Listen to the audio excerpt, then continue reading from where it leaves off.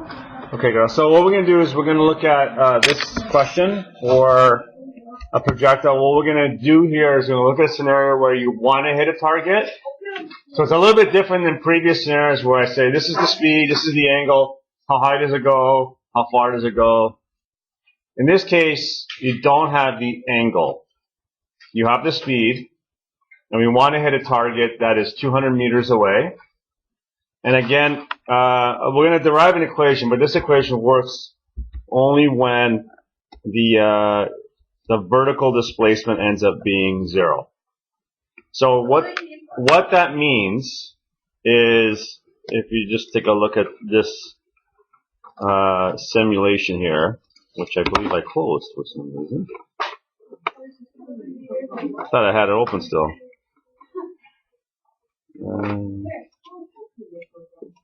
So what that means basically is, like, if you have a target here where the projectile leaves at a point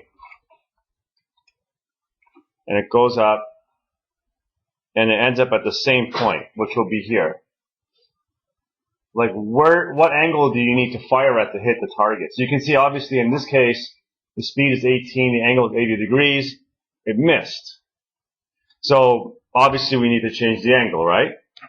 So maybe we need to change it to like something like 60 and then see what happens. You can see maybe 60 doesn't work. 60 is too far. So it's somewhere between 60 and 80, right? Well, what we're going to do is we're going to work out an equation where if we have a target that's at the same level vertically from where we shoot the projectile, you know, what angle do we need to fire at? Or we can even ask the question, if you have the angle, what speed? Because we could change the speed maybe in this case, right? So let's take a look at, first we're going to derive an equation to be able to solve this, okay? I'm recording a video, so I can't really give you time to, otherwise you're going to be just listening to a lot of nothing. So, and the video is already boring enough, you know? Okay, so let me ask you a really simple question. Do you recognize this equation? D equals V times T.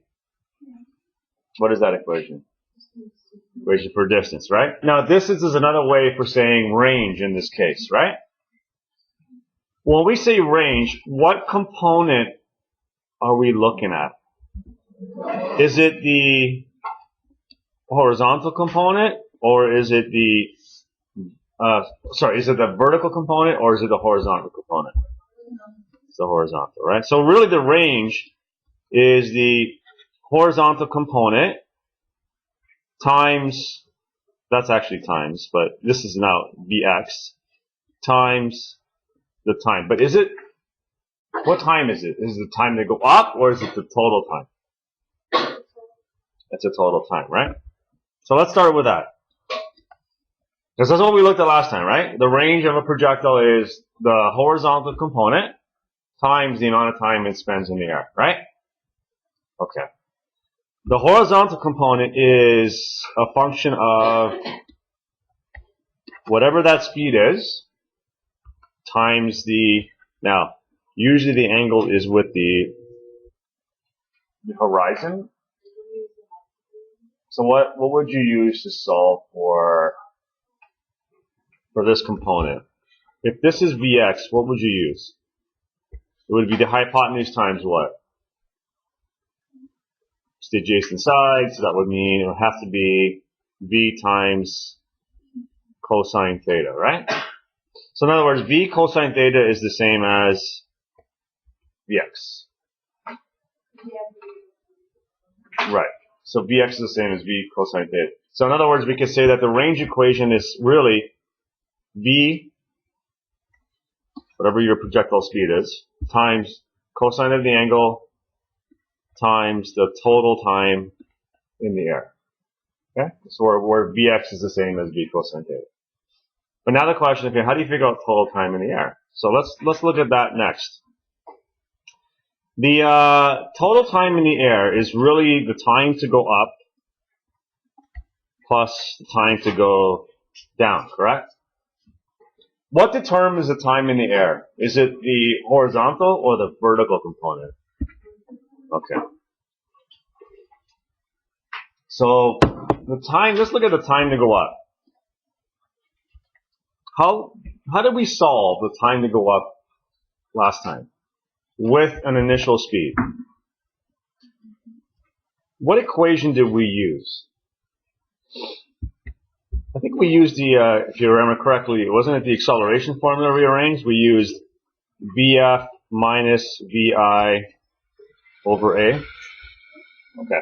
Now, at the top, the VF is what? 0. And the initial speed, now let's think about the initial speed. The initial speed is the initial vertical speed, right? So Vx is a function of V cosine theta. Right. Rapidly Vy would be what? Would be V sine theta. So our Vi is a function of V sine theta. Right? And that's over A, but A is really negative 9.8, right? Which is really, what's the other symbol for A in this case? What's the other symbol for A? If you come across these equations, you're probably not going to see A, you probably will see what letter? G, which is really the same thing. Yeah. Why is VI? Because it's the opposite component. So here's your vector, right? This is the horizontal component, which is Vx. And this is the vertical component, which is Vy. And Vy is the opposite of the angle, so it's got to use, you got to use sine theta. Initial speed up. Okay, now, so really this equation ends up being the time to go up is really, because the negative signs cancel out, right? So really the time to go up is V sine theta over 9.8. But again, a 9.8 is the same as which letter? Same as G. G is the acceleration due to gravity, which is 9.8. Okay? Because we're deriving an equation. Let's see, it's just G. We're deriving an equation right now. And then we're going to use that equation to solve any scenario. Okay? Because that's what we did yesterday. We did this, right? We said, okay, look, the time to go up is really Vf minus Vi going up over 9.8. But 9.8 is G. It's the acceleration due to gravity. So you're going to see the letter G representing that in physics textbooks. So really, the equation, the time to go up is V sine theta over G. But here's the thing. Because this parabola is perfectly symmetrical, which means the time to go up is the same as the time to go down, then we can actually say that the total time was really just 2 times V sine theta over G, right? Because it's the total time is double the time to go up. If the time to go up is the same as the time to go down, the total time has to be double the time to go up. So now look what we have. We have time and we have horizontal speed, right? The horizontal speed is V cosine theta. And the time is 2 V sine theta over G. Okay? So now what we can do is we could rearrange it a little bit. So V times V is V squared times 2 sine theta cosine theta all over G. There's my equation. Now we're kind of, this is where some of you who've done some trigonometry and you know your identities may recognize what actually this is. And if you don't, it's not a big deal because we're going to show it to you. But there are certain things, like I'll give you an example before I proceed with this one. If I said to you, what do you think sine theta over cosine theta is? Well, let's think about what's sine theta. Sine theta is opposite over hypotenuse, right? And if we divide that by cosine theta, which is adjacent over hypotenuse, that would be really the same thing as saying this. Opposite over hypotenuse times hypotenuse over adjacent. And then that means really what happens is you have opposite over adjacent. So sine theta over cosine theta is actually the same as tan theta. So what you can do is these identities you can convert one into another. I'm not an expert on this. I'll be totally honest with you, okay? You probably are better at this than I am taking senior math. But that one I recognize. 2 sine theta cosine theta actually is something. Does anyone know what it is? Very good. Yeah. It actually is it's sine 2 theta. So this is I know.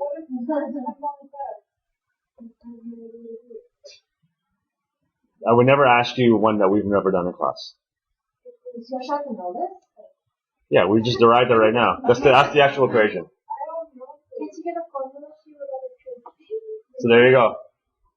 There's your equation. So this, How do you get so 2 sine theta cosine theta is the same as sine 2 theta. Wait, and I don't question. How do you get from B? How do you like you know how you went from B to that B square? I'm doing that. Well, you have v here, and you have v here. So v times v is v squared. Yeah. You have 2 cosine theta, sine theta. So that's the same as sine 2 theta. So there's your range of it. But remember, this only works if the vertical displacement is 0. If the question is projectile goes here, comes up, and ends up here, that equation no longer works. Because what did we do in this equation? We said the time to go up is the same as the time to go down. And in this scenario over here, is that the case? It's not. Okay. So now we have an equation. If you come across this equation in textbooks, often, by the way, they'll use the letter R instead of D because range is R, but whether it's D or R, it's end up getting the exact same answer. Okay, so now let's figure out the question, right? Because the question was, what angle do we need to fire? If we go up to the question, it says, we have a target that's 200 meters away. So 200 meters would be what? That would be the range, right? That would be D, or if you want to call it R, whatever you want. We have a speed, which is your V. So there's your V. And we want to know theta. Okay? So if you go to your range equation, so if we go down to our range equation, which is this one, we have the range. Range was 200 meters. Okay? We have this. We have the speed, which is 100. What we don't have is the angle. Okay? No. No, remember we factored out the negative sign. G is G. 9.8. It's 9.8. No, we already factored it out. We did it up here, look. We factored it over here, see? Okay, so we're going to solve for the theta. So we're going to get rid of the G. We're going to move it to this side. So we're going to do G times 200, and we're going to get rid of the 100 squared. Equals sine 2 theta. Okay, now G is 9.8. Okay, so we're going to do 9.8 times 200 over 100 squared is sine 2 theta. Now, don't be too disturbed by the 2 theta. So I'm going to explain what that means, all right? Okay, so let's ignore the 2 theta. Let's just say, how would you figure out this if it was just sine theta, what would you do? You would take the inverse sine, right? You would do 9.8 times 200 over 100 squared. So if you did the inverse sine, of this, what do you get as theta? What do you get as theta? So what would be the inverse sine of 9.8 times 200 over 100 squared? 5.65, right? 5.65. But that's actually 2 theta. So, oh, you already divided it. Okay. So in other words, it was 11.3. Okay. So 11.3 is 2 theta. So then we just get rid of the 2 by dividing by 2, and you end up getting 5.65. Okay. So there's your range equation. Distance equals v squared times sine 2 theta over g. Okay? So what I'm going to do, I'm going to stop the video, and we'll go back to the simulation and see if you can make a prediction as to what angle would you have to actually fire using that equation. Okay? So I'm going to stop the video now.